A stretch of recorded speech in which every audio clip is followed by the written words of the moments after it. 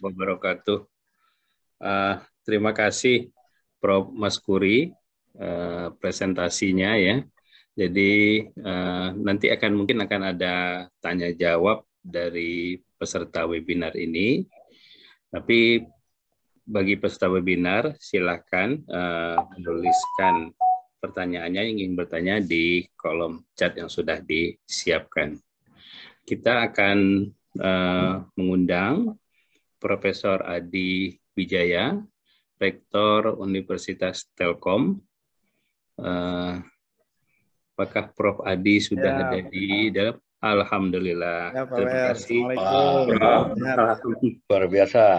Mohon izin, Pak Rektor ini tadi barusan harus kasih dulu di tempat yang lain. Iya, sama-sama. Nggak apa-apa, tenang. Tapi karena Inohong yang minta ya saya harus berusaha hadir. Saya bilang. Atur nuhun. Ini Prof. Maskuri sampun tadi. Oh iya, alhamdulillah. Tadi saya sempat lihat cuma keputus tadi pas beliau lagi present. Pak Dirjen pertama, kedua ya, saya. Saya juga lihat Pak Dirjen. Oke, sip. Mangga. Bapak Ibu peserta webinar yang saya hormati, terima kasih Prof sudah bergabung. Rupanya bergabung sudah dari tadi ya Prof ya, tapi buka layar monitor langsung baru sebentar ini. Ya. Prof Maskuri, Rektor Universitas Telkom, luar biasa banyak prestasinya. Nanti kita share saja prestasinya. Yang jelas adalah guru besar termuda ya. Jadi sudah jadi guru besar, pendidikan S1, S2, S3-nya di ITB, dan prestasi lain banyak. Yang jelas membawa Telkom menjadi salah satu perguruan tinggi terbaik swasta terbaik di Jawa Barat. Silakan Prof untuk presentasinya, kami persilakan. Mohon izin Pak WR untuk share screen ya. Silakan Prof. Ya. Oke. Apakah sudah terlihat? Sudah, Prof. Oke. Inohong udah kelihatan. Wah.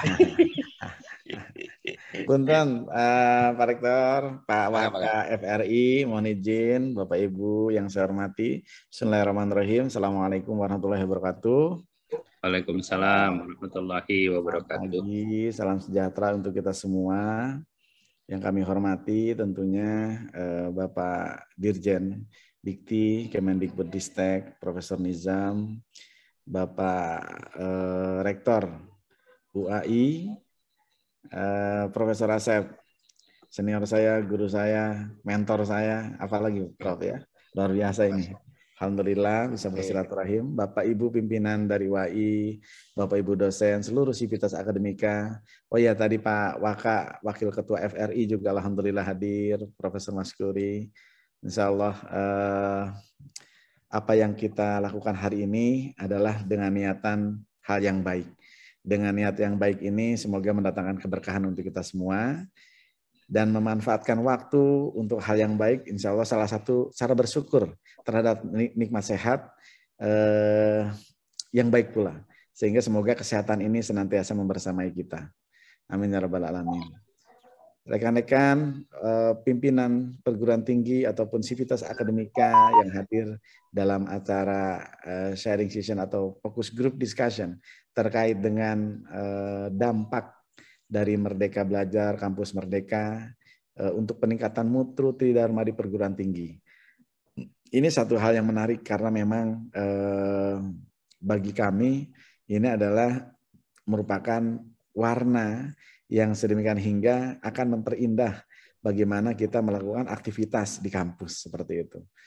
Kalau misalkan kita rasakan atau kita pernah mendengar ungkapan Mas Menteri di awal-awal waktu hadir di UI waktu itu, bahwa yang namanya akreditasi belum tentu bisa menjamin mutu, ataupun lulus itu belum tentu siap berkarya. Ini adalah bukan suatu hal yang underestimate. Tentunya ini adalah suatu challenge untuk kita. Nah, saat ini justru kita difasilitasi bagaimana challenge itu harus benar-benar dilaksanakan sedemikian hingga rekan-rekan mahasiswa yang ada di setiap kampus diharapkan adalah siap untuk berkarya, siap untuk melakukan proses peningkatan kualitas diri, sehingga pada saat nanti sudah terjun di masyarakat diharapkan bisa berkontribusi positif dan memberikan yang terbaik untuk kemajuan Indonesia. Mohon izin kami sampaikan berawal dari kurikulum. Karena ini adalah kaitan dengan pembelajaran. Jadi mau tidak mau kami memetakan yang namanya MBKM ini ke dalam kurikulum. Sehingga lebih memudahkan pada saat nanti proses melakukan ekivalensi, proses pengakuan SKS yang diharapkan berjalan secara smooth. Bagaimana mereka mahasiswa yang sudah melakukan internship ataupun researchship atau entrepreneurship. Kami membagi kurikulum ini luar leor gini Pak Prof. Jadi Pak Rektor ini luar leor ini menandakan bahwa tidak mudah mengarunginya gitu ya. Namun demikian apabila kita bisa mengikuti alurnya ini dengan baik, maka kita akan sampai di tujuan akhirnya gitu ya, menjadi sarjana untuk rekan-rekan mahasiswa. Jadi dari mulai semester 1, semester 2 dan seterusnya sampai semester 6 diharapkan rekan-rekan mahasiswa itu adalah intinya adalah sudah memiliki kompetensi. Di semester 6 itu sudah memiliki kompetensi. Kompetensi apa? Kompetensi dari setiap prodi yang memang kalau kita sebutnya sebagai program learning outcome ataupun capaian pembelajaran dari prodi tersebut. Di mana pada tahun ketiga itu diharapkan teman-teman kalau memang bergerak di bidang IT-nya sudah bisa lah diterjunkan ke masyarakat. Kalau bergerak di bidang elektro, ilmu elektronya sudah bisa diterapkan di masyarakat. Begitupun di bidang manajemen, sudah bisa melihat problem-problem yang ada di masyarakat itu sehingga bisa memberikan kontribusi cara memanage dengan baik sehingga masyarakat merasakan adanya ataupun kualitas dari hasil pembelajaran tersebut. Nah, kami menyiapkan beberapa hal dalam kurikulum ini. Jadi secara umum, kurikulum ini adalah bermuara pada 3 work ready program. 3 work ready program ini yang pertama adalah internship. Itu adalah internship kami bekerja sama dengan lebih dari 500 dunia usaha, dunia industri. Nah, kenapa harus sampai lebih dari 500? Karena mahasiswa yang melakukan wrap ini adalah kemungkinan lebih dari 7.000. Karena kami menerima mahasiswa adalah setiap tahunnya lebih dari 7.000 sehingga diharapkan mereka terwadahi seperti itu. Paling tidak ya mungkin 5-8 orang di setiap instansi masih bisa diterima. Dan kemudian selain itu kami juga menyiapkan yang namanya work ready program ataupun wrap yang lain yaitu wrap entrepreneurship. Wrap Entrepreneurship ini kami kelola melalui yang namanya Innovation Center. Di kami ada namanya Bandung Technopark. Nanti akan kami jelaskan juga bagaimana output-output apa saja yang dihasilkan dan seterusnya. Kemudian yang ketiga adalah Wrap Researchship. Wrap Researchship ini adalah teman-teman yang memang senang melakukan riset, senang bergabung dengan dosen. Keinginan atau curiosity-nya adalah tinggi. Bagaimana cara pemecahan masalah terkait pengembangan keilmuan atau bagaimana membangun produk teknologi tepat guna dan seterusnya. Ini adalah wrap yang ketiga. Jadi mahasiswa diarahkan ke arah 3 hal tadi. Nanti pengakuannya adalah bisa dimasukkan ke dalam pengakuan SKS di dalam prodi masing-masing. Dan kemudian kalau secara umum yang pengambilan mata kuliah boleh di perguruan tinggi lain ataupun di prodi lain dan seterusnya, itu kami sudah jelas, pasti kami laksanakan juga. Nah, bagaimana caranya? Kami juga aktif di ICE Institute. Bagaimana Indonesia Cyber Education Institute yang merupakan konsorsium bareng-bareng dengan Universitas Terbuka, Prof. Ojat dan lain-lain, Bu Pauline gitu ya. Ini adalah beberapa hal yang kami siapkan mata kuliah. Ada sekitar 70 mata kuliah yang diupload di sana, bisa diambil oleh mahasiswa-mahasiswa dari luar kampus. Begitupun kami bisa mengambil juga mata kuliah yang dari kampus luar dan seterusnya. Baik dari prodi yang sama ataupun prodi yang berbeda, seperti itu. Nah, satu hal yang menarik, di tahun ketiga ini kami arahkan juga mahasiswa itu supaya bisa memahami problem-problem yang ada di luar. Jadi di sini ada yang disebut Digital Talent Incubator, ada yang program InnoVillage, ada yang namanya program Engineering Service Community, ada yang di program KKN tematik. Ini adalah pengejawantahan dari 8 item yang ada di sini. Proyek di desa, pertukaran pelajar dan seterusnya, itu adalah salah satu hal yang memang kami coba petakan kemari. Kenapa ini program-program ini penting? Supaya mahasiswa itu adalah bisa melihat secara jelas pain point yang ada di masyarakat dan didorong mereka itu adalah menjadi bagian solusi, bagian dari solusi yang ditawarkan untuk menyelesaikan problem tersebut. Nah, ini adalah InnoVillage, contohnya adalah program inovasi di desa, melihat problem, kemudian berikan inovasi dengan pendekatan teknologi digital ataupun apapun namanya. Kemudian Engineering Service Community adalah kami bekerja sama dengan beberapa politeknik Banyuwangi, Politeknik PENS, dan seterusnya, untuk termasuk dengan Korea, dari Hanbat dan Pusan University, datang untuk ke suatu desa di Jawa Barat biasanya supaya tidak terlalu jauh, atau di area kebun teh, PTPN, Gambung, dan seterusnya, untuk menyelesaikan problem-problem di sana.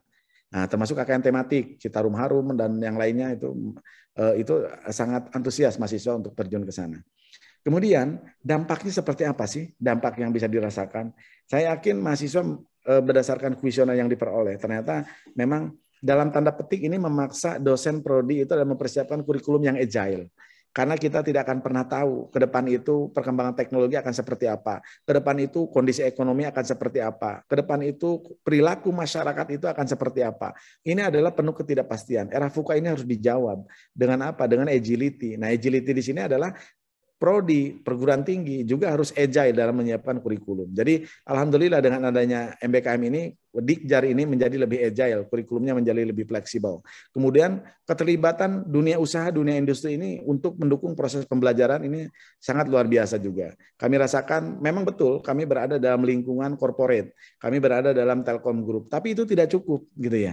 Tidak cukup untuk mewadahi sampai 7.000 sekian mahasiswa yang siap untuk melakukan internship. Kami ada bergerakan di FHCI dengan teman-teman BUMN yang lain, ada juga dengan Himbara, dengan perbankan untuk mewadahi mahasiswa-mahasiswa yang memang siap untuk melakukan internship dan seterusnya. Alhamdulillah ini adalah dalam tanda petik memaksa kondisi ini adalah keterlibatan ini menjadi lebih nyata seperti itu. Kemudian mahasiswa juga bisa lebih fokus. Sekarang dengan mereka misalkan magang di perusahaan mana, maka profil lulusan yang mereka geluti itu adalah akan menonjolkan kedalaman dari apa yang mereka lakukan seperti itu. Kemudian ini terkait dengan riset dan inovasi, kami melakukan beberapa hal bahwa yang namanya riset dan inovasi ini perlu yang namanya ekosistem. Maka kami bangun environment-nya. Nah, environment ini tentunya melibatkan seluruh stakeholders yang ada di kampus, bahkan stakeholders yang ada di luar kampus juga seperti itu. Tentunya yang menjadi pemeran utama dalam hal ini adalah Bandung Teknopark, bagi salah satu direktorat di bawah Telkom University, di mana dengan Bandung Teknopark ini diharapkan yang namanya output dan dari kinerja terkait dengan fakultas, terkait dengan research center dan seterusnya, ini adalah bisa menghasilkan paten, intellectual property, bahkan produk prototipe yang nantinya bisa diolah lebih dalam lagi, bisa dimappingkan dengan kebutuhan industri sehingga bisa menjadi teknologi solusi yang diharapkan bisa langsung dimonetize seperti itu. Dan kemudian atau kadang-kadang industrial license-nya bisa digunakan di beberapa perusahaan ataupun kadang-kadang hanya berupa misalkan hak kekayaan intelektual. Enggak ada masalah, tapi paling tidak sebagai langkah awal ini adalah merupakan stimulus bagaimana membangun inovasi ini menjadi lebih baik lagi. Satu hal yang menarik seperti hanya yang disampaikan Prof. Maskuri tadi bahwa ternyata kita membangun ekosistem entrepreneurial itu mahasiswa dan seluruh lecturer ataupun dosen itu sangat bersemangat. Dalam kurikulum kami menyiapkan, terimplementasi dalam kurikulum. Kemudian kami juga menyiapkan skema-skema inovasi. Ada paling tidak ada 2 skema inovasi setiap tahun kami tawarkan, silakan berikan produk inovasi, kami lombakan, sehingga akhirnya adalah kami bawa ke sini. Dan beberapa adalah sudah menjadi startup. Tahun ini aja mahasiswa itu sudah puluhan startup yang dihasilkan dan sudah menghasilkan benefit tadi seperti Prof. Maskuri katakan. Kalau misalkan Bapak Ibu atau rekan-rekan Sivitas Akademika pernah mendengar yang namanya aruna.id, nah itu adalah salah satu alumni dari Bandung Teknopark. Kemarin terakhir dari US mendapat kucuran 500 miliar, bikin ngiler itu. Bapak Ibu dosennya gitu ya. Nah, namun demikian itu saya pikir bukan simsalabim, tetapi perlu proses, perlu kerja keras, perlu ketekunan bagaimana membangun innovation environment ini sehingga ujungnya adalah bisa ada trust dari pihak ketiga seperti itu. Nah, dampak yang dirasakan dari hasil penelitian maupun inovasi ini tentunya adalah keterlibatan atau pelibatan mahasiswa lebih intens. dalam kegiatan penelitian dan inovasi dari dosen, dan kemudian muncul ide-ide yang lebih luar biasa, dan kemudian peningkatan kualitas kerjasama industri. Biasanya kerjasama dengan industri itu hanya magang dan seterusnya, tapi sekarang bisa melalui program kedai reka, matching fund, dan seterusnya. Semuanya adalah berorientasi produk, semuanya adalah berorientasi luaran yang memang bisa digunakan di industri. Jadi dosen dibawa lebih ke hilir seperti itu. Ini adalah suatu hal yang kalau menurut kami ini adalah dampak yang luar biasa, yang alhamdulillah istilahnya tuh ini pertama adalah menyemangati setiap dosen yang ada, dan kemudian fastabiqul khair gitu ya. Dia antar dosen itu berlomba-lomba berorientasi melihat opportunity, bekerja sama dengan industri dan memperluas jaringan sedemikian hingga nantinya adalah pada saat mengajar dosen itu benar-benar bisa fasilitator, bisa memberikan inspirasi bahwa di dunia nyata itu adalah seperti ini, seperti itu. Selain dosen-dosen praktisi yang diundang ke kampus seperti itu. Akhirnya dengan kemampuan ini, dengan adanya MBKM ini, kemampuan dosen dalam melakukan penelitian saya yakin bisa meningkat seperti itu. Kemudian terkait pengabdian masyarakat, kalau misalkan di dalam proses Tridharma tentunya tidak kalah pentingnya bagaimana community services ini. Kami melakukan beberapa kerjasama. Yang pertama adalah kaitan dengan ini yang tadi saya sudah sentil di awal, Community Service Engagement CSE yang bekerjasama dengan beberapa perguruan tinggi, kemudian membangun inovasi untuk menyelesaikan suatu problem dan seterusnya. Kemudian ini adalah Digital Talent Incubator dibiayai oleh Telkom seperti hanya InnoVillage dibiayai oleh Telkom, dan kemudian ini terbuka untuk seluruh mahasiswa di Indonesia, tidak hanya untuk mahasiswa Telkom University gitu ya. Jadi memang betul kami adalah sebagai hostnya, tetapi kami yakin bahwa sebanyak-banyaknya manfaat, insya Allah manfaat yang jauh lebih besar akan didatangkan dari Yang Maha Kuasa untuk kita semua seperti itu. Jadi ini terbuka untuk seluruh mahasiswa Indonesia. Kami juga rajin mengupload informasi-informasi di FRI dan seterusnya di Forum Rektor Indonesia sehingga bisa diakses oleh teman-teman di perguruan tinggi lain.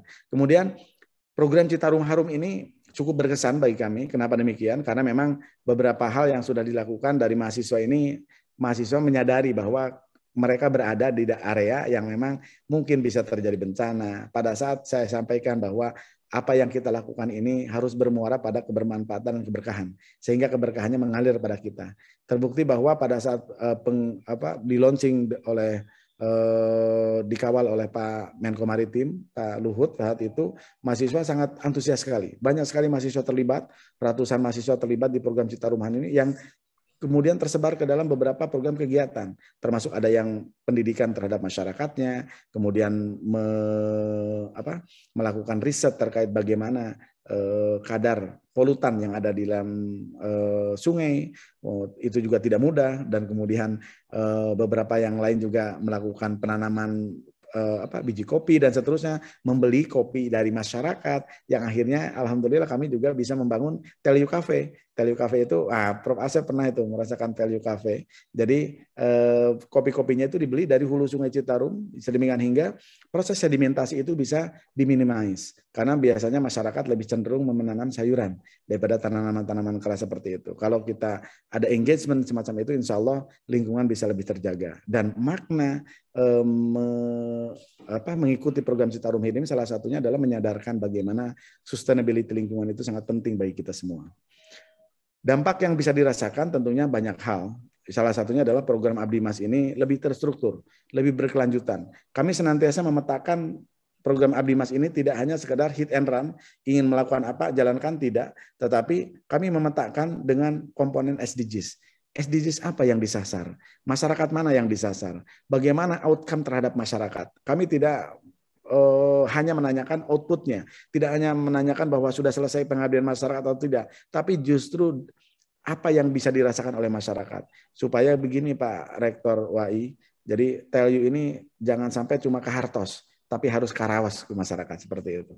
Nah ini filosofi yang memang kami dapat juga dari para pinesepuh ini, Pak Rektor ini. Kegiatan Abdi Mas juga dituntut untuk lebih berkualitas. Kenapa demikian? Karena Abdi Mas ini bukan hanya sekedar ingin menggugurkan kewajiban, ingin mendapatkan kum gitu ya. Tetapi kalau melibatkan mahasiswa, ujung-ujungnya adalah kita bersemangat bersama-sama mengcapture pain point yang ada di masyarakat, kemudian kita menjadi bagian dari solusi tersebut. Dan Abdi Mas ini salah satunya juga banyak disupport oleh Dudi, oleh kementerian dan seterusnya, oleh dunia usaha, dunia industri. Kami mendapatkan beberapa pendanaan yang memang salah satunya adalah menjadi stimulus teman-teman. Salah satunya misalkan dari PLN, bagaimana membangun desa di Sumedang, kemudian ada juga yang di Tasik dari Bank Indonesia, bagaimana membangun gula semut atau apapun lah namanya, itu di beberapa pesantren, karena one pesantren one product gitu ya. Kemudian ada juga dari kementerian. Hal-hal ini adalah sangat menginspirasi bahwa apabila ada keinginan baik, apabila ada niat baik untuk berkontribusi dalam kebaikan, insya Allah banyak yang mendukung seperti itu. Asalkan memang kita niatkan itu adalah dengan tulus. Dan yakinlah bahwa apa yang kita berikan, insya Allah kita akan mendapatkan hal-hal yang lebih baik juga.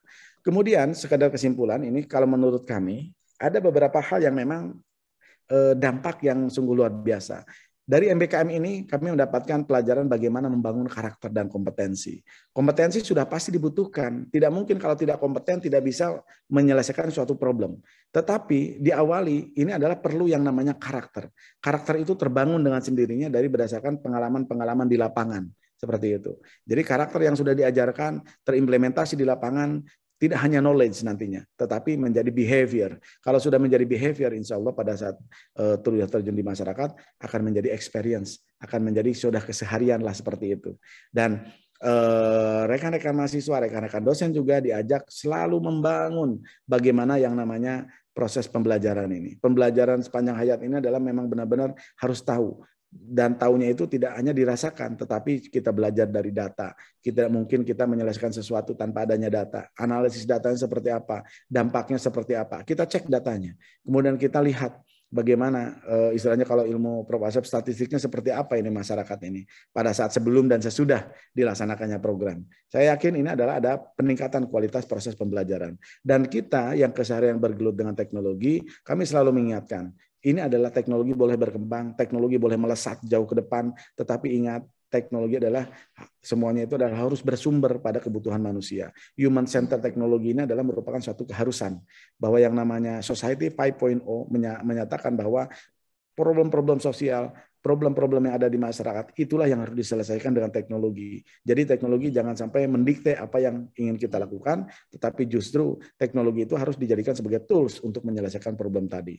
Insya Allah dengan demikian, dari 3 hal ini, saya yakin MBKM ini adalah outputnya adalah mendevelop bagaimana kapasitas dari manusianya, bagaimana kapasitas dari mahasiswa, kapasitas dari dosen, bahkan kapasitas dari institusi juga ikut meningkat. Mungkin itu Prof. Asep sebagai awalan untuk diskusi hari ini. Rekan-rekan semua, mohon maaf apabila ada hal yang kurang berkenan, tapi yakinlah khairunas anfa'uhum linnas. Apabila kita sering memberikan manfaat untuk yang lain, insya Allah tidak akan tidur, tidak akan ngantuk, selalu memberikan manfaat keberkahan untuk kita semua. Terima kasih Pak WR, monggo dipandu kembali. Assalamualaikum warahmatullahi wabarakatuh.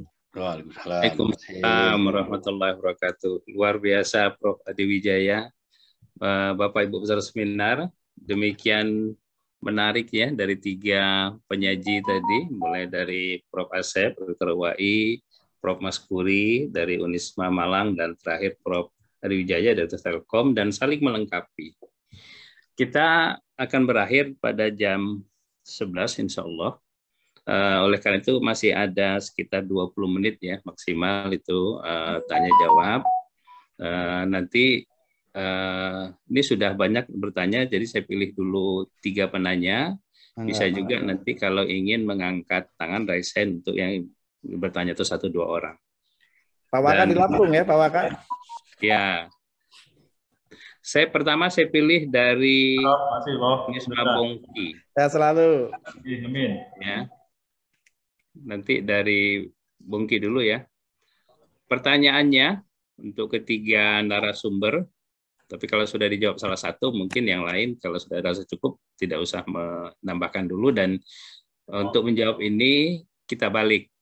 Pertama dari Telkom dulu, Prof. Adi Wijaya, sudah itu Prof. Maskuri, dan terakhir nanti Prof. Asep dari UAI. Jadi pertanyaannya memang cukup mendasar, dan kalau nanti ditambahkan oleh yang lain juga bisa. Dari Bongki dari Unisma, pertanyaannya, untuk program pertukaran luar negeri, apakah ada syarat khusus yang harus dimiliki? Itu satu dulu. Silakan Prof. Adi Wijaya. Kalau sudah lengkap, mungkin saya masuk ke pertanyaan berikutnya. Tapi kalau mau ditambahkan oleh Prof. Maskuri, termasuk Prof. Asep, silakan. Silakan Prof. Adi Wijaya. Ya, kalau dari sisi syarat khusus itu sangat tergantung dari negara tujuan biasanya dan universitas tujuan. Namun demikian, kalau secara umumnya bahwa kita tahu di masa pandemi ini harus lebih berhati-hati gitu ya. Kami juga mengirim beberapa teman mahasiswa itu mengikuti program yang ada dari Kemendikbud, ISMA, dan seterusnya. Beberapa mahasiswa dikirim ke sana. Saya lupa 9 atau 11 gitu ya dikirim itu. Dan kemudian ada yang di Amerika, ada yang di Eropa. Ini adalah hal yang menarik bahwa concern terhadap kesehatan itu pasti harus ada. Namun demikian kinerja dari mereka itu juga tetap harus dinilai gitu ya. Nah, untuk menuju ke arah sana, hal-hal yang syarat khusus itu biasanya diberikan oleh tempat di mana mereka yang mereka tuju. Contohnya misalkan kalau misalkan tahun lalu ada 2 orang yang di Silicon Valley, tahun ini ada 6 orang juga yang diundang ke sana. Nah itu syarat khususnya itu adalah lebih ke teknis gitu ya. Lebih ke teknis dalam artian bahwa ini lebih ditonjolkan terkait dengan IT developer dan seterusnya. Hal-hal yang seperti itu. Kalau dari sisi hal-hal yang lain saya pikir itu lebih ke syarat umum. Syarat umum baik bagaimana kesehatan dan seterusnya itu adalah hal yang biasa gitu ya. Monggo kalau apabila ada yang perlu ditambahkan oleh Prof. Asep atau Prof. Maskuri. Silakan Prof. Maskuri dan Prof. Asep. Cukup, Pak. Cukup? Iya. Saya Prof. Asep. sedikit aja barangkali ya, Prof. Adi. Jadi memang kalau IISPA memang syarat-syarat yang tertulisnya itu tentunya bahasa Inggris itu. Kemanapun mereka meminta ada minimum requirement-nya itu untuk TOEFL itu 550 atau IELTS itu 6,5 itu harus.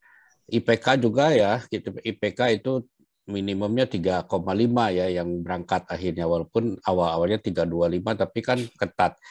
Kemudian betul kesehatan. Kemudian kalau yang sifatnya memang you to you seperti tadi disampaikan oleh Prof. Adi ini memang tergantung universitasnya. Kalau kami ke Fujian Normal University itu ada HSK namanya untuk TOEFL-nya bahasa China itu. Mohon maaf saya kurang paham berapa titiknya, tapi ada lah. Kalau itu memang harus ada minimum di atas 75% kalau tidak salah. Itu syarat-syarat. Dan kesehatan harus menjadi concern ya. Dan syarat izin orang tua ya, kalau bagi S1 itu syarat izin orang tua itu menjadi pertanyaan juga itu ya. Yang lainnya tentunya kemauan putra-putri kita ya. Yang jelas jangan sampai tidak semangat ya untuk keluar itu aja sih. Dan siapkan dari sekarang. Kalau bahasa Inggrisnya ya, kalaupun saya dulu Prof. Adi kan saya dari desa ya, bahasa Inggrisnya kan kalah sama bahasa Sunda ya. Tapi belajar yang sama aja, Prof. Biasalah tadinya hanya makan peyem, lama-lama jadi bisa juga kan. Makan pizza ya. Pizza saya bisa, tapi intinya pasti bisa. Kalau saya bisa, pasti kalian bisa. Itu. Udah, pokoknya saya bukan orang yang hebat seperti Prof. Adi atau Pak Maskuri, tapi kalau saya bisa, pasti Anda bisa. Itu aja kunci. Ya, jangan khawatir. Yang penting kemauan gitu. Seperti Prof. Adi tadi sampaikan, Allah itu Maha Agung. Begitu mau pasti bantu. Itu aja. Apalagi kalau Pak Maskuri sudah berkhutbah, wah, udah keren itu. Manjada wajada. Oke, itu aja tambahannya. Ya. Terima kasih Prof. Asep. Sekarang saya pilih yang angkat tangan dulu nih. Ada 2 yang saya lihat. Pertama Ibu Ade Suryanti, Wakil Rektor. Ada itu tuh. AB Susanto. Dan Dr. Net AB Susanto. Ya, ya. Mungkin di depan saya langsung ke Bu Ade dulu, karena lulusnya Bu Ade, baru nanti Pak AB Susanto ya. Silakan Bu Ade. Suaranya masih di mute, Ibu. Masih belum Masih di kedengaran. mute itu. Masih di mute. Oke, karena di unmute dari panitia. Bismillahirrahmanirrahim. Assalamualaikum. Waalaikumsalam. Waalaikumsalam Assalamualaikum warahmatullahi wabarakatuh. Yang terhormat Pak Prof. Adi dan juga Prof. dari Unisma, saya perkenalkan saya dengan Ade Suryanti. Satu pertanyaan aja kepada Universitas Telkom. Tadi saya tertarik, Prof. Ya, bagaimana Universitas Telkom itu melakukan penyusunan kurikulum agar match antara knowledge yang diberi di universitas dengan pengguna user ya di lapangan secara langsung. Tadi disampaikan bahwa Bapak kerjasama, karena saya itu juga membawahi kerjasama dengan beberapa industri dan para profesional. Nah itu kira-kira langkahnya yang sudah dilakukan oleh Telkom sehingga kurikulum menjadi match. Jadi misalnya di dalam memberikan entrepreneur, kalau masih diberikan oleh dosen internal kan dia juga belum tahu bagaimana di lapangan melakukan hal-hal itu. Kan sebaiknya memang dilakukan oleh profesional ataupun para praktisi yang sudah tahu bagaimana di lapangan itu ilmu yang diberikan itu, karena banyak sekali hal-hal yang ditemui. Bagaimana Bapak melakukan hal-hal itu, kerjasama itu? Terima kasih Prof. Adi, itu pertanyaannya. Terima kasih. Ya, terima kasih.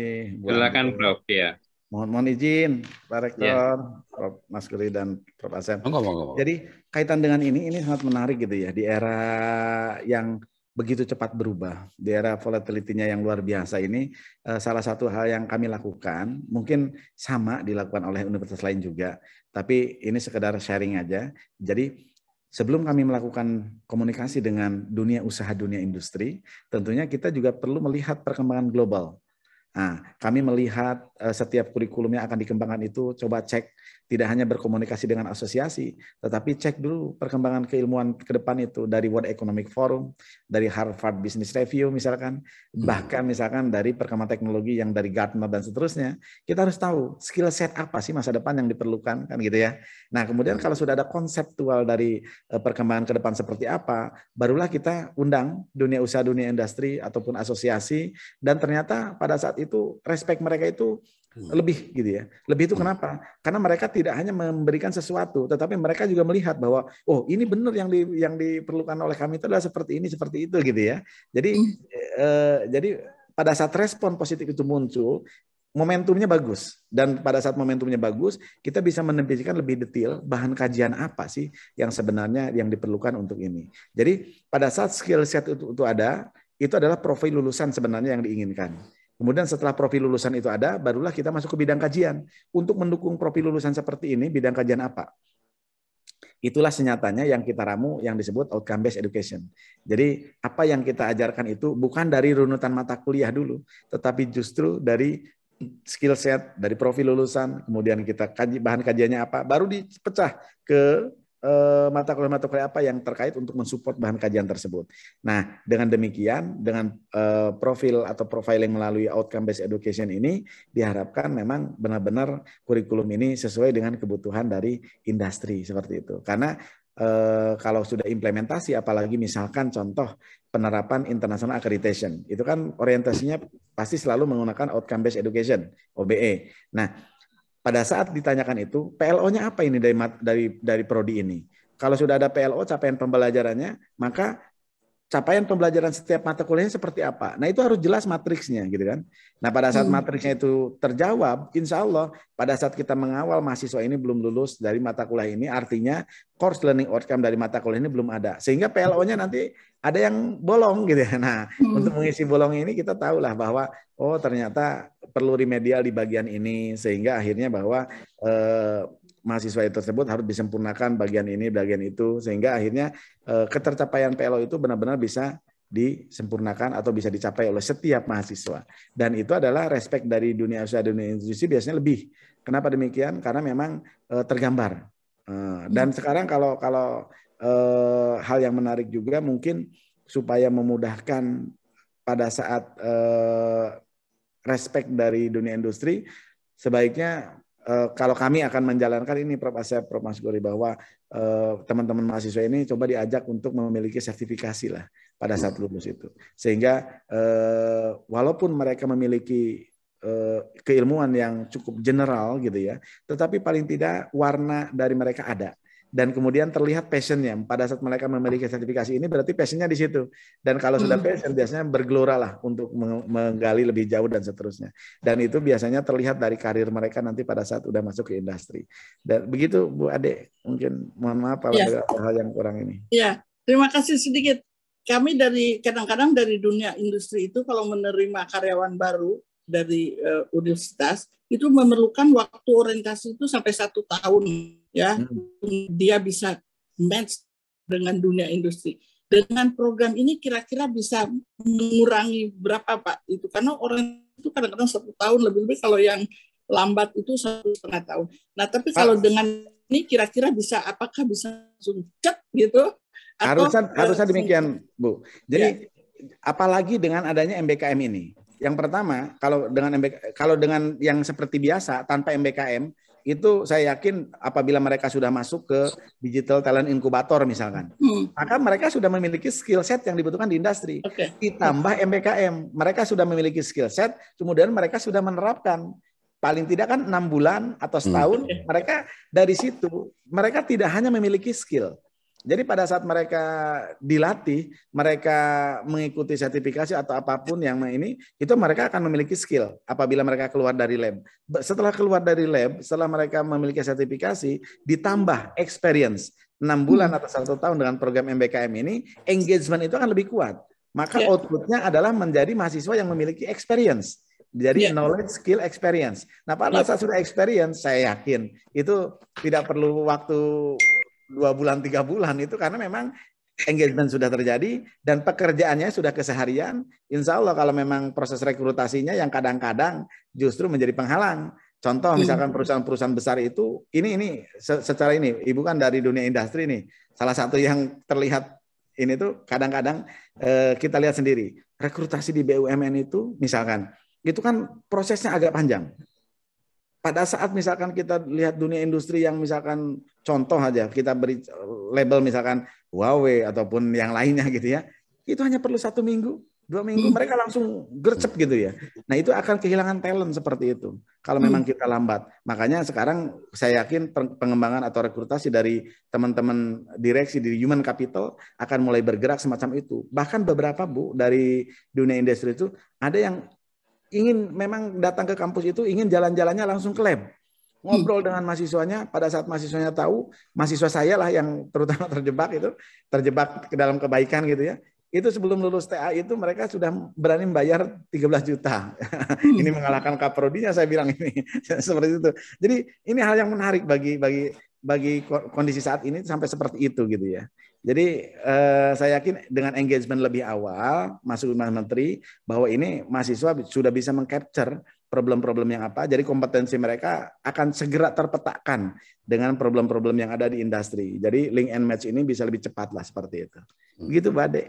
Ya, atur nuhun, terima kasih banyak Pak. Sehat selalu Ibu. Ya, terima kasih. Pak Prof. Adwijaya dan Bu Ade. Selanjutnya Pak Dr. AB Susanto Misi. Tolong diperkenalkan juga dari mana ya Pak, dan setelah itu nanti Pak Susanto. Iya Pak Susanto, silakan Pak. Yap, terima kasih. Bismillahirrahmanirrahim. Assalamualaikum warahmatullahi wabarakatuh. Waalaikumsalam warahmatullahi wabarakatuh. Yang saya hormati dan saya banggakan Prof. Asep dan juga Prof. Adi serta Prof. Masguri. Luar biasa sekali kita hari ini bisa silaturahmi virtual dan banyak sekali belajar tentang MBKM. Nah, pertanyaan saya kepada Prof. Adi gitu. Tadi memaparkan banyak sekali kesuksesan gitu. Satu pertanyaan aja Prof, begitu. Mungkin siapa tahu nanti Prof. Asep atau Prof. Masguri pengen nambahin, monggo. Apa sih kesulitan dan tantangan pada saat perguruan tinggi swasta begitu menjalankan MBKM baik di internal maupun di eksternal begitu? Ya, ini menarik sekali. Saya Abdi Susanto, dosen dari Fakultas Perikanan dan Ilmu Kelautan Undip. Begitu Prof. Monggo Bapak Moderator, Bapak Warek. Terima kasih. Wassalamualaikum warahmatullahi wabarakatuh. Ini kayaknya 3 perguruan tinggi perlu menjawab nih karena akan berbeda-beda walaupun ada kesamaan. Ya. Ya. Hal yang mulai mungkin dari Prof. Maskuri dulu, Prof. Adi, baru Prof. Irfan. Rumah ngalah ya Prof. Siap. Pasti. Ngayomi kalau kasih Tuhan ngayomi.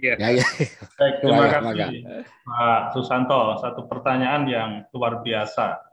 Jadi ada 2 hal yang menurut saya kesulitan-kesulitan di dalam implementasi MBKM. Yang pertama adalah untuk mengubah mindset ya.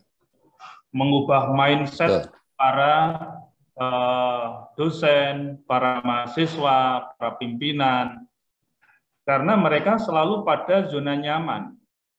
Sedangkan MBKM ini adalah mencoba untuk memberikan satu keleluasaan kepada masing-masing prodi agar supaya mereka dekat dengan dunia usaha, dunia industri, dengan birokrasi, dengan LSM, dan lain sebagainya. Mereka harus dekat dengan sana. Nah, pembelajaran mestinya juga tidak lagi diposisikan sebagai satu proses yang elitis, tetapi proses yang lebih mendekatkan kepada realitas.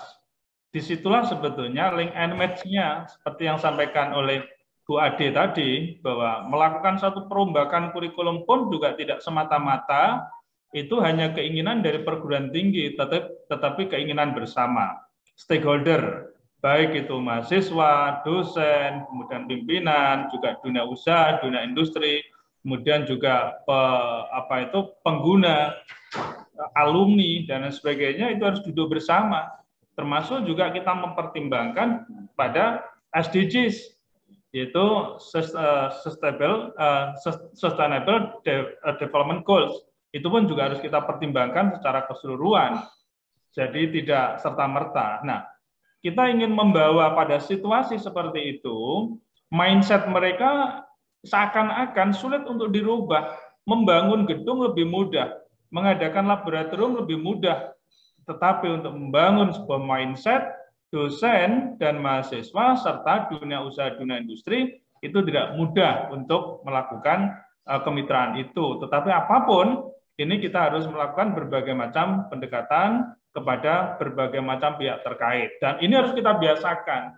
Maka pemerintah ketika dia mencoba untuk mempersiapkan berbagai macam skim, baik itu skim yang terkait dengan MBKM, terkait dengan penelitian, terkait dengan pengabdian, terkait dengan kampus mengajar, dan sebagainya, itu semuanya dalam rangka untuk menciptakan atmosfer untuk membangun mindset mereka dari program-program yang ada itu. Dan itu harus disupport oleh perguruan tingginya menurut saya. Maka kalau tadi saya katakan di Unisma ada program kelas profesional, kelas branding, rumah kreatif mahasiswa, rumah budaya dan peradaban, ada entrepreneur generasi emas, dan berbagai macam program-program strategis tadi itu dalam rangka untuk mendorong supaya inovasi dan kreativitas itu tidak selalu muncul dari dosen, tapi juga muncul dari mahasiswa. Itu. Yang kedua adalah perlu adanya satu perubahan pula dari si cultural set. Jadi mengubah budaya yang sekedar transfer of knowledge, gitu ya. Kemudian mengubah untuk bagaimana mempraktekkan dan sekaligus melakukan riset terhadap pekerjaan berbagai macam aktivitas yang ada di situ. Maka muncullah yang disebut dengan luaran-luaran, baik itu luarannya jurnal, luarannya haki, luarannya paten, bahkan hilirisasi, hasil-hasil penelitian dan pengabdian. Bahkan juga menghasilkan berbagai macam poster dan sekaligus juga mengekspos di media massa. Jadi cultural set. Jadi dua hal yang strategis menurut saya adalah mengubah mindset dan mengubah cultural set. Dua itu sangat dasar sekali. Kalau dua itu sudah bisa kita lakukan, maka insya Allah MBKM akan bisa berjalan dengan lancar. Walaupun saat ini sesungguhnya sudah berjalan, tetapi perjalanannya ini ibaratnya ya persnelingnya itu persneling 1, 2 lah, belum sampai 3 dan 4, belum. Sedangkan kadangkala rektornya ini inginnya bukan sekedar lari, melompat. Jadi melakukan berbagai macam lompatan. Kalau kita lari tertinggal kita harus melompat. Maka ini yang di belakang ini terbirit-birit ini, terseok-seok gitu ya, terseok-seok untuk melakukan berbagai macam lompatan-lompatan itu. Jadi ide-ide kreatif, ide-ide inovatif itu sudah kita bangun sedemikian rupa, tapi mengubah mindset dan culture set itu tidak semudah kita membangun gedung dan tidak semudah kita mewujudkan laboratorium. Saya pikir itu nanti biar ditambah oleh kedua beliau inilah. Gitu. Terima kasih nanti supaya bisa sama-sama memberi. Silakan selanjutnya Prof. Adi Wijaya. Ya, makasih Prof. Maskuri. Apa yang sudah disampaikan Prof. Maskuri, Rektor Unisma, ini tepat bahwa kalau lingkupannya dalam satu bisnis proses itu selalu people, process, and technology. Nah, people-nya itu adalah yang pertama dulu gitu ya. Tetapi saya ingin melihat dari kacamata yang lain tentunya. Bukan berarti bahwa yang tadi tetap melengkapi karena memang people-nya itu terdapat. Nah, ini kaitan dengan kesulitan apa sih yang sekarang yang dialami oleh PTS kan begitu ya Pak ya. Kalau Undip kan beda, PTNBH. Ada BH-nya itu beda dengan yang tanpa BH kan. Nah, ini menarik Pak Susanto. Jadi pada saat misalkan kenapa saya mengcapture PTNBH ini? Karena PTNBH ini memiliki keleluasaan lebih. Bagaimana bisa membangun suatu atau bisa memiliki badan hukum dan seterusnya. Sementara kami badan hukumnya ada di yayasan. Nah pada saat kami ingin bergerak, misalkan contoh, saya tadi PPT, People, Process, and Technology. Proses mungkin nanti Prof. Asep bisa menceritakan, tapi terkait dengan teknologi yang dihasilkan, contohnya, kami inginnya adalah ada early adapter. Kami inginnya adalah ada regulatory sandbox yang bisa tempat bermain orang-orang, tempat bermain sivitas akademika untuk menghasilkan inovasi misalkan. Nah, pada saat kita tidak memiliki yang namanya badan hukum, itu sulit sekali. Bagaimana kita misalkan memiliki industrial license, bagaimana kita memiliki solusi teknologi, mau dijual aja, itu susah karena memang kita tidak punya bendera, kan seperti itu. Nah, hal-hal inilah yang memang kadang-kadang menjadi kendala dari sebuah perguruan tinggi swasta. Kami berharap sih ada regulasi juga nantinya bahwa yang namanya PTNBH mungkin nanti ya nggak usah ada NN-an lah, PTBH aja. Barangkali memang sudah dewasa, sudah memiliki kemampuan, udah aja PT yang mau memiliki BH silahkan. Nanti yang paling penting adalah bagaimana keberlanjutan dari perguruan tinggi tersebut, sustainability dari program-programnya itu bisa dikawal dengan ada lembaga independen yang mengawal itu. Tentunya supaya ujung-ujungnya kan tidak mengkapitalisasi dari dunia pendidikan, tetapi justru kita tidak bisa terhindar dari itu sebenarnya. Walaupun tidak pakai BH, tetap saja teman-teman yang memiliki kepentingan tetap bisa berperan. Jadi kembali kepada regulasi yang kita kelola. Saya sih inginnya dengan adanya MBKM ini sekalian mengarahkan bahwa ada regulasi juga mengarah kepada bagaimana perguruan tinggi meskipun swasta bisa berperan sebagai badan hukum. Dan artinya itu kemandirian itu adalah suatu hal yang penting. Seperti hanya pernah ada yang menyampaikan Magna Carta itu salah satunya adalah kemandirian. Bagaimana independensi, kemandirian itu sangat penting untuk perkembangan suatu university. Itu Pak Susanto. Jadi saya mengharap bahwa nanti tolong bagi-bagi BH juga nanti ke perguruan tinggi swasta itu. Tidak hanya PTNBH gitu. Nuhun. Ya, terima kasih Prof. Adi Wijaya. Selanjutnya Pak Rektor, silakan Pak Rektor. Terima kasih Pak Zirmansyah. Ini kalau dua begawan sudah bicara, saya tuh udah susah ngomong apa lagi gitu ya. Tapi kalau saya ingin mengurungin aja, pertama yang berkaitan dengan BH memang Pak Abe ya. Pak Abe itu kalau kita nggak punya BH, jalan pun sambil nutup-nutup apa gitu ya. Jadi nggak bisa cepat larinya itu. Tapi insya Allah lah kita nggak usah pakai BH, langsung pakai sarung aja ya Pak Maskuri, lari pakai sarung. BH-nya nggak usah pakai, lari aja kita. Jadi memang sarungnya ada di yayasan. Nah kita harus memang perlu ada memang PTBH itu. Tapi menurut saya sih nanti lebih besar lagi Prof. Adi ya. PTBH-nya tidak ada tidak ada APBN lah, nggak perlu ada APBN gitu. Satu itu. Kemudian memang kalau kita lihat yang disebut oleh Prof. Maskuri tadi itu sebenarnya akibat dari paradigma pendidikan yang menyebabkan efek terhadap mindset dan juga cultural set di universitas dari paradigma pendidikannya. Di mana paradigma pendidikan sudah lama kita seolah-olah kita ini adalah entitas tersendiri yang tidak ada in touch langsung dengan industri, yaitu memang yang diambil dulu diambil dari continental program sebenarnya. Edukasi kita ini kan basisnya dari continental education system. Yang continental pun sudah berubah, tapi kita meneruskan di mana industrinya terpisah. Jadi kita ini universitas tersendiri sehingga muncullah mindset tertutup dan juga culture set tertutup gitu ya. Yang ketika masuk MBKM yang banyak kaitannya dengan Anglo-Saxons itu tidak semudah membalik tangan Pak Abe ya. Jadi memang kedua itu. Jadi paradigma MBKM saya melihat adalah mencoba menerobos perubahan mindset ya. Kalau dulu ya Pak Adi, kalau saya dosen-dosen muda dulu itu yang namanya dosen bekerja di luar atau jadi konsultan ataupun jadi apa-apa itu sembunyi-sembunyi Pak Maskuri, sembunyi-sembunyi. Jadi kemana saya juga termasuk yang sembunyi-sembunyi dan pernah dipanggil rektor. Itu saya dipanggil rektor gara-gara saya menjadi konsultan untuk survei kan. Bagi saya menerapkan ilmu statistika kan. Tetapi kalau mereka teman-teman paradigmanya lain, saya keluar dari paradigma pendidikan seolah-olah begitu. Ya jadi sekarang bukannya lagi dilarang. Jadi ada ikunya Pak Abe. Ya, sekarang ini kan untuk kalaulah Pak Abe sekarang ini menjadi bekerja menerapkan ilmu tersebut atau membuat proyek dengan katakan PLN, Undip itu dapat IKU. Tetapi yang demikian itu tidak banyak kan dulu karena sembunyi-sembunyi mungkin dari 100 orang itu cuma 1-2 orang, hanya 2% aja yang agak nakal itu. Tapi karena nakal maka sekarang jadi rektor ya Pak Adi ya.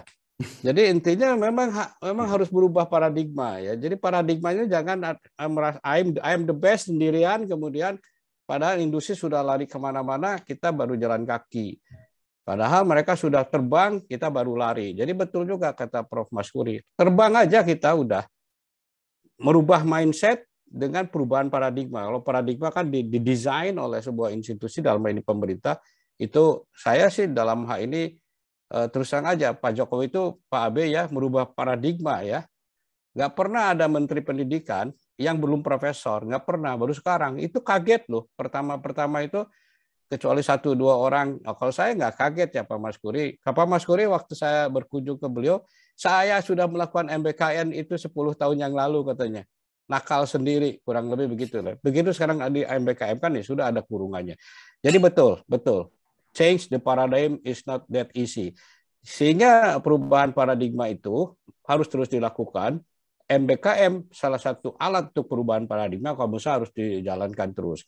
Karena dulu seperti misalnya untuk learning outcome. Learning outcome-nya prodi. Bukan learning outcome yang sifatnya transdisiplin. Learning outcome yang sifatnya ada skill set dengan industri. Jadi sekarang dibuat yang lebih luas, tetapi ada keunggulan. Cuman dia tidak sendiri, dia harus paham dengan transdisiplin. Kurang lebih itu. Jadi memang mindset dan culture set itu bagian dari paradigma. Itu Pak Abe perubahannya. Jadi saya pikir Pak Abe ini bagian dari perubahan. Saya pernah diundang kan, Pak Abe kan bikin kelas juragan ya, studi independen. Studi independen kelas juragan itu luar biasa. Ada yang ikut Pak dari UAI. Tapi mohon maaf kalau nggak terlalu banyak karena memang itu para dosen-dosen yang masih mempertanyakan kok di sini dapat SKS. Wah, saya dulu aktif di organisasi nggak tenang aja lah, go aja. Tapi mindsetnya memang harus dirubah. Oke, terima kasih. Tambahannya itu aja. Terima kasih. Ya, sudah angkat tangan juga Pak Agung Kuartama. Silakan Pak Agung, dikenalkan juga dari mana ya Pak Agung? Silakan. Pak Jermansyah, saya nambah sedikit Pak Jermansyah. Silakan Pak Maskuri dulu ya Pak Agung, silakan. Saya pernah menulis di opini ya di Jawa Pos dan saya sampaikan langsung ke Mas Menteri. Jadi kalau Prof. Adi bilang tadi itu sebelum kita punya BH gitu ya, dan memang kita masih belum punya BH, kami menulis di media itu adalah, halo, suara saya terdengar? Jelas, Kedengar, jelas. silakan Prof. Jadi saya pernah menyampaikan pada Mas Menteri, mestinya Mas Menteri ini bukan melepaskan sesuatu tanpa juga mencoba untuk melakukan satu koordinasi dengan menteri-menteri terkait, mestinya harus melakukan koordinasi dengan menteri-menteri terkait. Contoh, sebuah perusahaan tertentu yang dalam posisi high class lah ya, dia harus bermitra paling tidak dengan 10 perguruan tinggi misalnya. Kemudian yang di middle class misalnya saja cukup dengan 6 misalnya. Yang low misalnya saja 3 misalnya. Ini nanti akan memberikan satu peluang dan sekaligus kemudahan perguruan tinggi untuk implementasi MBKM ini. Walaupun kita sendiri sekarang juga sedang berusaha untuk membangun mitra. Tapi sebetulnya proaktif dalam posisi yang seperti ini, seakan-akan kita yang butuh, mereka yang kurang butuh. Maka kita yang proaktif. Nah, itu menjadi evaluasi dari pemerintah agar supaya sinergisitas, kolaborasi antar berbagai stakeholder yang ada di dalam mendukung MBKM ini menurut saya sangat penting sekali. Tetapi Mas Menteri kelihatannya sudahlah perguruan tinggi nyari sendiri gitu ya. Itu yang saya katakan bahwa mestinya menteri-menteri terkait itu harus diajak bincang-bincang dan sekaligus mendorong, bahkan ada regulasi yang dibuat oleh pemerintah sendiri untuk mensukseskan MBKM itu. Itu tambahan saya, Pak Arjuna. Ya. Terima kasih. Terima kasih, Prof. Selanjutnya Pak Agung Kuartama, silakan. Nanti dikenalkan juga dari institusinya, Pak. Silakan, Pak Agung. Mungkin satu lagi ini ya, karena saya segera bergeser di acara yang lain. Oke. Siap. Ini pertanyaan terakhir ya. Nanti ada closing statement masing-masing dari pemateri. Pertanyaan lain oleh Prof. Asep. Iya. Silakan Pak Agung dulu. Closing duluan Pak Mas Kuri ya. Iya. Monggo. Masih di mute? Masih di mute. Pak Agung, kita belum dengar suaranya. Ya, Pak. Baru dibuka dari operator. Mohon izin, saya Agung Kuartama, Pak, dari Akademi Maritim Nasional Jakarta Raya di Jakarta posisinya, Pak. Memang sih di dalam pendidikan perlu namanya DUDI, yaitu dunia industri dan dunia usaha juga. Akan tapi kan kendala kita yang sering kita hadapi bahwa pengajar kita yang ditetapkan oleh Dikti itu kan semuanya rata-rata akademik. Yang notabene untuk mengikuti perkembangan ini sangat ya terlambat, termasuk saya sendiri praktisi juga Pak di dunia ekspor impor juga. Kebetulan saya juga pengajar, salah satu pengajar di Sekolah Tinggi Ilmu Pelayaran Departemen Perhubungan dan satu-satunya untuk transportasi laut di Indonesia. Akan tapi tetap aja kita masih ketinggalan di dalam transformasi terutama dunia kerja dan dunia industri. Nah, mohon ini saran dan masukan Pak, apakah diizinkan di dalam terutama untuk pengajaran saat ini, karena lebih fokus kan untuk diserap pada pangsa pasar di dunia kerja itu dosennya itu misalkan sebagai asdos ya Pak ya, itu selevel S1 bahkan mungkin D3, akan tapi dari segi pengalaman dan dunia kerjanya sudah mumpuni. Karena kalau kita hanya dari akademisi saja yang saya lihat ya ketinggalan, apalagi kan di Jakarta ini transformasi kegiatannya luar biasa, pergerakannya mungkin 3-4 hari itu udah berganti lagi sistem-sistem yang terupdate gitu Pak. Terima kasih, mohon arahan dan sarannya Pak. Terima kasih. Bagus pertanyaannya, silakan Pak Rektor dulu mungkin sudah tahu Pak Rektor Mas Kuri kali ya. Pak Mas Kuri kan akan keluar. Silakan. Beliau ada namanya Wakil Ketua Forum Rektor, pasti sibuk gitu. Nah. Ampun. Monggo, Prof. Monggo. Mohon izin. Jadi begini Pak Agung, sekarang sudah ada kebijakan bahwa di dalam proses pembelajaran tidak hanya melibatkan dosen sebagai seorang akademisi, bahkan juga praktisi. Jadi praktisi ini menempati sekian persen gitu ya, atau 20% atau bahkan 30% gitu. Itu ada regulasinya, tapi regulasi yang tepat berapa ini yang paham mesti Pak WR 1 biasanya begitu. Nah, termasuk juga dosen yang akademisi itu sekarang didorong menjadi praktisi pula. Jadi keterlibatan mereka untuk bagaimana bisa mengembangkan masyarakat, mengembangkan dunia usaha dan industri, itu sudah menjadi bagian yang tidak terpisahkan di dalam implementasi MBKM ini. Jadi kalau Pak Agung itu berada di dalam sebuah perusahaan, sangat mungkin, bahkan kalau misalnya belum ada Pak Agung, nanti ngajar di Unisma, saya buka lebar-lebar ini, benar ini. Keren. Dan buka lebar-lebar selama ini sesuai dengan program-program yang ada di kampus Unisma.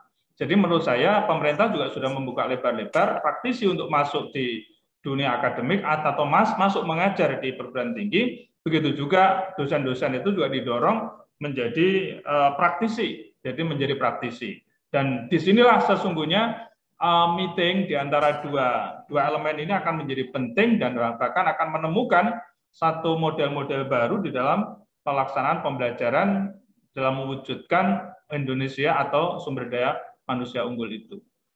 Baik, itu mungkin saya secara singkat itu, dan saya mohon izin Pak Rektor UAI dan Pak Rektor Universitas Telkom, sukses selalu Pak Moderator. Sehat selalu Prof, sehat selalu. Terima kasih. Sehat selalu. Jawabannya Oke. udah sama tuh Pak Iya. Agung, udah mirip, udah begitu memang Iya. sekarang. Terima Iya. kasih. Nuhun. Selamat siang. Assalamualaikum warahmatullahi wabarakatuh. Salam. Jangan lupa itu warahmatullahi. di Lampung ada pisang yang enak. Siap. Kita jumpa di Malang nanti. Siap. Oh, bagus. Mohon izin live dulu ya Pak Rektor ya. Mangga. Terima kasih Prof. Maskuri. Prof. Adi Wijaya yang mau ditambahkan? Mangga. Jadi apa yang disampaikan Prof. Maskuri itu memang sudah jelas ada tuntunannya. Namun demikian, kadang-kadang saya ini Prof. Asep, Pak Rektor. Jadi saya bergerak di operasional juga. Saya sebagai penilai borang juga gitu, asesor. Nah di dalam saat saya menilai borang itu, kadang-kadang di dalam itu tuh berapa dosen yang memiliki ijazah S2. Nah itu kan tidak bisa ditawar kalau poin borangnya seperti itu. Nah sebaiknya apa yang sudah kita sepakati, apa yang sudah kita kemudian menjadi simpulan dalam suatu FGD di dalam kementerian atau apapun, seharusnya dimasukin ke dalam juknis, Iya, bolang. dan seterusnya gitu ya. Kenapa demikian? Contoh misalkan kita sudah memiliki yang namanya level KKNI. Kalau memang dia sarjana, kemudian dia memiliki experience terkait dengan suatu bidang lebih dari 5 tahun. Nah, gitu kan. Thresholdnya itu 5 tahun kalau nggak salah itu. Makanya dari situ levelnya sudah bisa naik ke KKNI level 7. Tadinya 6 tuh. Artinya dia sudah diakui sebagai level S2. Nah, apa yang disampaikan Pak Agung Wartama ini salah satunya saya yakin harusnya bisa masuk gitu ya. Yang paling penting itu pengakuannya. Nah, bagaimana kemana mencari pengakuan ini kan gitu ya, Pak Agung ya. Nah, kenapa demikian perlu pengakuan? Betul bahwa ada dosen praktisi yang diharapkan muncul di kampus sehingga bisa memberikan sharing yang lebih hilir. Mohon maaf. Sharing yang lebih hilir sehingga mahasiswa bisa mendapatkan bayangan pekerjaan itu seperti apa sih, data-data yang kita kelola ini jangan sampai data dummy doang tapi data beneran seperti itu. Nah, kalau memang ada regulasi yang bisa menjembatani ini sehingga akhirnya pengakuan level KKNI-nya sudah naik sehingga bisa dimasukin bahwa ini adalah level KKNI sudah 7 sehingga setara dengan S2. Nah, itu atau level 8 sudah setara dengan S2 misalkan seperti itu atau sebagai apa istilahnya itu profesi dan seterusnya. Itu akan lebih enak gitu ya, Pak Agung ya. Dan kami pun dari sisi asesor akan lebih nyentangnya itu ini masuk karena memang memiliki pengalaman dan seterusnya. Mungkin itu sebagai tambahan, monggo Pak Rektor. Silakan Prof. Ya sama aja, artinya memang mismatch antara regulasi akreditasi dengan Permen, di mana Permen membolehkan adanya praktisi yang menjadi dosen dengan IKU. Jadi ada IKU-nya itu, indikator kinerja utama. Tapi pertanyaan dari akreditasi S2, S3 gitu ya. Jadi mungkin betul kata Prof. Adi, kita harus menjembatani dari regulasi. Yang kedua, kita berusaha mencari RPL, Pak Agung, Recognition Previous Learning. Tentunya ada beberapa tes atau ada beberapa sertifikasi yang bisa dijadikan RPL, sehingga yang bersangkutan tersebut walaupun katakan dia tukang las gitu ya, yang memang sangat profesional sehingga dia jadi dosen untuk katakan ilmu yang Mas aluminium. aluminium atau di perkapalan gitu kan, itu RPL kan aja. Ya, kan bagi dia kan mungkin tidak perlu rekognisi dalam artian gelar kan, tetapi keahlian itu, dan berbagilah seorang yang sudah pengalaman 10 tahun untuk bidang tertentu itu menurut saya mempunyai kelebihan. Itu, tapi memang sekarang bidang-bidang ada juga yang sangat cepat ya, persoalannya kan ada hal-hal yang perubahannya sangat volatile atau bahkan brittle kan, mudah pecah. Tapi saya setuju dengan Prof. Adi, antara regulasi atas dengan regulasi di ban gitu, itu harusnya disinambungkan lah. Konvergen lah ya. Jangan terlalu kaku. Sehingga kalau ada kan akhirnya pegangannya kan sekarang ini pegangan ke ban ya kalau akreditasi. Kalau ke ban kan masih pertanyaan-pertanyaan yang sifatnya normatif, borang kan. Borang itu kalau diterjemahkan sama Pak Mas Budi itu boring Pak, itu membosankan kan gitu. Tapi jadi nggak kreatif. Tapi menurut saya nanti kita harus bicara dengan teman-teman di Ban PT bagaimana menjembatani itu. Intinya sih terus saja Pak memanfaatkan regulasi yang terbaru. Itu aja, makasih. Terima kasih, Prof. Mungkin satu pertanyaan lagi ya, waktunya sudah mendekati jam 11:30 dari Ya, Dr. Insinyur Suciolawati dari 17 Agustus Semarang. Masih ada dalam Zoom ini kah, Ibu? Oke, ya, silakan. Suciolawati. Pertanyaannya adalah, apakah industri, Ibu Susila kalau bisa bergabung, mungkin langsung bertanya. Belum ya. Apakah industri dalam hal ini dapat dimaksud sebagai unit usaha ya yang dijadikan juga tempat mahasiswa melakukan praktek mengajar untuk MBKM. Silakan, ada yang Prof. Adi Wijaya dan Pak Rektor. Tadi apakah sudah bergabung langsung Bu Suciolawatinya kalau bisa bertanya langsung? Ya, jadi silakan Bu. Seringkali dikatakan dunia industri itu semacam industri besar begitu. Nah, saya melihat di dalam desa atau dusun itu sebetulnya ada unsur industri, misalnya BUMDes, BUMDus, unit usaha di desa-desa. Itu kan juga bisa merupakan sasaran atau kerjasama di dalam program MBKM ini, begitu. Ya, Prof. Adi, mau Prof. Adi dulu atau saya dulu? Enggak, ini saya ada sebentar lagi ya, harus kembali ke Zoom yang sebelah juga ya. 12. Ya. Sekalian closing statement. Mohon izin, Prof. Langsung closing statement, Prof. Adi ya. Ya, jadi tadi kaitan dengan tadi yang BUMDus dulu ya. Kalau BUMDus itu kalau menurut saya memang BUMN desa itu bisa termasuk dalam kategori industri, memang betul Bu. Jadi jangan sampai memilah-milih gitu ya, bahwa harus industri besar. Kadang-kadang industri besar mungkin tidak dilirik, tetapi yang paling penting adalah dengan siapapun kita bekerja sama, termasuk contoh kecil lah, di suatu daerah misalkan yang saya pernah visit, nggak ada industrinya di sana. Wong di sana tuh cuma ada rumah makan Padang, istilahnya ya rumah makan Padang itulah berarti industri yang memang kita bisa bagaimana memanage itu sehingga dia bisa mengimprove usahanya, kan begitu ya. Atau bisa memberikan benefit, mutual benefit untuk unit usaha yang ada di sana. Intinya itu sebenarnya itu unit usaha lah. Dunia usaha, dunia industri, dunia usahanya itu ya salah satunya itu. Nah, apabila kami contohkan bahwa kami melakukan kerjasama dengan beberapa desa, yaitu dengan melakukan program InnoVillage, atau sekarang misalkan dengan BPIP kami diamanahin untuk membangun desa berdikari, misalkan seperti itu. Itu pendekatannya kalau hanya BPIP itu badan untuk yang pembinaan ideologi Pancasila.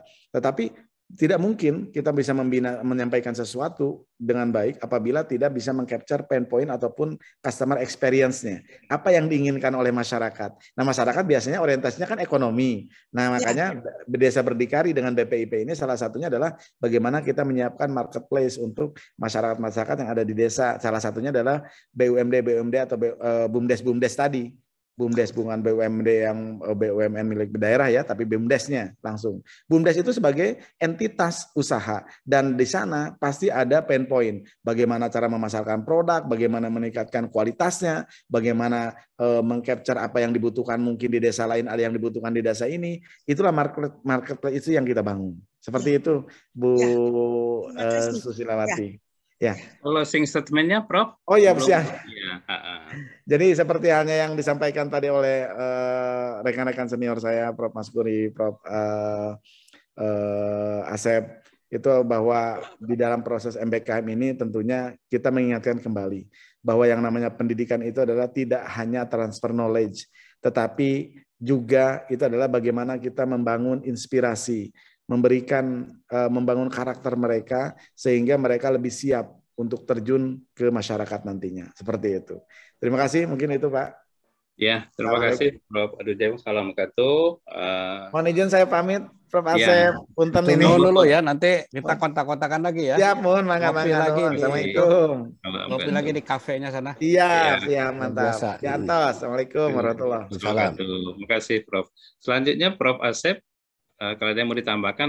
Oh ya, makasih Pak Zirman. Jadi betul begini, Ibu Sri Susilawati ya, kalau tidak salah.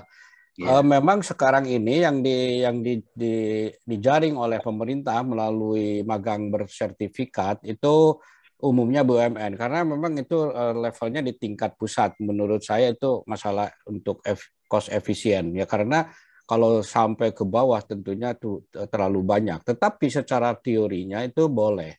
Ya, jadi intinya yang penting adalah ada unsur keterukuran dari industri tersebut, dari input, proses dan output ya paling tidak. Ya bahkan kalau sekarang ditambah outcome.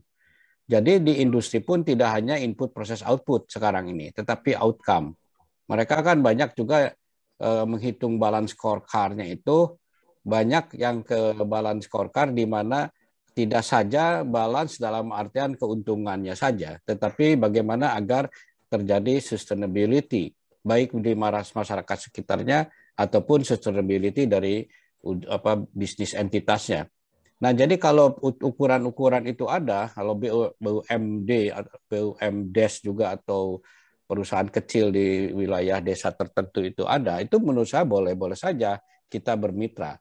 Ya, salah satu contoh ya UAI sekarang lagi mencari mitra dengan satu perusahaan yang berkaitan dengan breeding jagung. Itu bukan perusahaan besar seperti misalnya Monsanto. Ya, saya tidak mengatakan tidak boleh ke Monsanto, boleh ke Monsanto, dan itu memang big company dari Amerika. Tapi ini adalah perusahaan yang dimiliki oleh orang Indonesia dan dia tekun untuk melakukan breeding tersebut, tapi input proses outputnya juga terukur. Bahkan dia memang sampai ke outcome. Juga ada sedang merintis kerjasama dengan sebuah perusahaan yang biasa, ya disebut kecil juga enggak, tapi memang tidak diekspos ke tingkat nasional karena memang kalah besar lah dibandingkan dengan BUMN atau perusahaan-perusahaan besar. Itu bergerak dalam dunia peternakan ayam ya. Jadi kalau peternakan ayam yang besar tentunya kayak seperti Carun Pokpan itu miliar telur kan, hitungannya itu juta ayam, puluhan juta bahkan mendekati miliar juta tuh. Miliaran ayam yang diproduksi. Tapi ini untuk puluhan juta ya, itu kalau disebut menengah ke bawah itu menurut saya dia mengikuti spek industri. Dan itu masuk. Hanya masalahnya memang tidak dibiayai oleh LPDP. Karena memang tidak dikoordinasikan dengan kementerian. Dan itu normal, boleh-boleh saja. Dan saya sudah berkonsultasi ke Ibu Paris, Sekretaris Dirjen. Kata Ibu Paris, silakan aja itu. Karena kan itu kan universitas punya kewenangan untuk mencari. Hanya dia bilang tidak berarti itu akan dibiayai melalui LPDP, melalui biaya yang MBKM. Kalau dibiayai kedai reka atau matching fund itu lain lagi. Jadi propose saja ke matching fund. Nah tentunya akan diteliti bagaimana apakah industrinya jelas input proses outputnya, bahkan outcome. Nah kalau itu jelas, saya pikir matching fund masuk, tapi bukan ke dalam kelompok MBKM dalam arti programnya ya. Tapi kalau dalam arti tridharmanya ini saya pikir sangat bermanfaat. Itu Ibu Sri ya yang saya pikir boleh BUMD desa atau dusun boleh saja. Ya hanya itu solidita dari nama industri kan harus jelas input proses outputnya di bidang apa dia.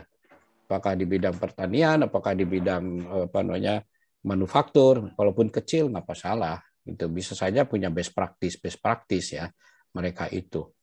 Itu saja Pak Zirman Syah. Terima kasih, ini luar biasa. Sebelum terakhir dengan pernyataan penutup, Prof, terkait dengan presentasi ya. Ya, untuk closing statement tentunya saya atas nama narasumber dan juga Rektor Universitas Al-Azhar Indonesia mengucapkan banyak terima kasih. Banyak partisipan yang masuk, tetapi karena terbatas di 500 sepertinya, sehingga ada beberapa yang mengontak saya, mohon maaf tidak bisa masuk karena sudah lama menunggu, tapi ada kegiatan lain. Itu saya juga harus mohon maaf kepada teman-teman yang tidak bisa masuk.